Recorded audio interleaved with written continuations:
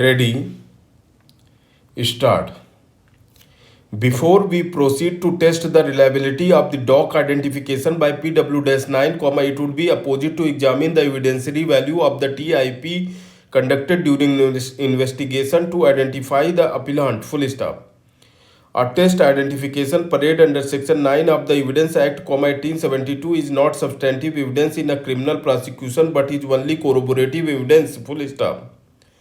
The purpose of holding a test identification parade during the stage of investigation is, firstly, to ensure that the investigating agency is proceeding in the right direction where the accused is unknown, and, secondly, to serve as a corroborative piece of evidence when the witness identifies the accused during trial. Full stop. The evidence of identification merely corroborates and strengthens the oral testimony in court, which alone is the primary and substantive evidence as to identity. Full stop. In Rameswar Singh versus State of Jammu and Kashmir, a three-judge bench of this court succinctly summarized the evidentiary value of the TIP as under colon. The identification during police investigation is not substantive evidence in law, and it can only be used for corroborating or contradicting evidence of the witness concerned as given in court. Full stop.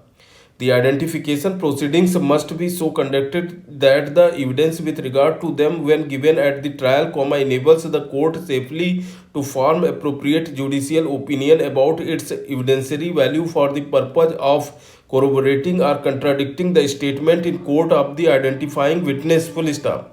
Thus, if the witness who identified a person or an article in the TIP is not examined during trial, the TIP report, which may be useful to corroborate or contradict him, would lose its evidentiary value for the purposes of identification. Full stop. The rationale behind the aforesaid legal principle is that unless the witness enters the witness box and submits himself for cross-examination, how can it be ascertained as to on what basis he identified the person or the article. Full stop. Because it is quite possible that before the TIP is conducted, the accused may be shown to the witness, or the witness may be tutored to identify the accused. Full stop. Be that as it may, once the person who identifies the accused during the TIP is not produced as a witness during trial, the TIP is of no use to sustain an identification by some other witness. Full stop.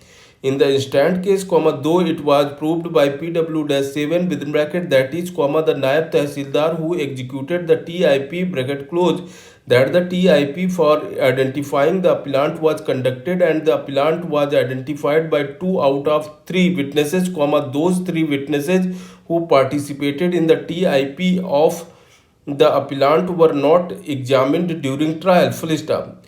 Thus, the TIP report, which could have been used to either contradict or corroborate those witnesses, is of no evidentiary value. Full stop.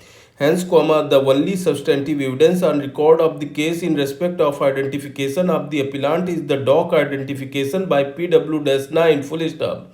Besides that, when you withhold the best evidence such as that of the driver, conductor and cleaner of the bus, who all participated in the TIP, without giving good reason as to why they were not produced or summoned, the doc identification by a solitary witness, that too a police personnel, fails to inspire our confidence to sustain conviction of the appellant for the offence punishable under section 395 read with section 397 of the IPC, particularly, in absence of corroborative evidence of recovery of any looted article either from, or at the instance of, the appellant. Full stop.